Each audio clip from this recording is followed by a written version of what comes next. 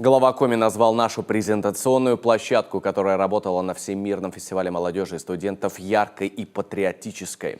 За неделю ее посетили более 16 тысяч человек. Сообщение об этом появилось на странице Сергея Гапликова в Инстаграм. Там же он сообщил, что провел для представителей республики экскурсию по Олимпийскому парку, в возведении объектов которого принимал личное участие. Также к этой прогулке присоединился мэр Сочи Анатолий Пахомов. Пользуясь случаями, он также пообщался с делегацией из Коми.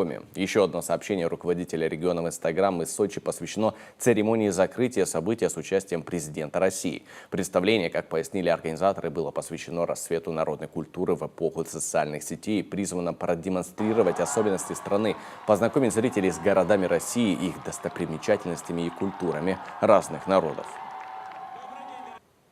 Я поздравляю всех, кто принял активное участие в мероприятиях фестиваля. Знаю, что на фестивале царила необычная, абсолютно необычная энергетика, так же, как она царит сегодня на этой площади. Это энергетика молодых. Уверен, что, уезжая из России, вы оставите здесь частичку своего сердца. Мы верим в вас. We believe in you. Future starts here and now. Future is you. Будущее начинается здесь и сейчас. Будущее – это вы. Так звучит перевод фразы из уст Владимира Путина. Отметив события мирового масштаба, в Сочи приняли участие 30 тысяч молодых людей. Среди них 120 представителей Коми.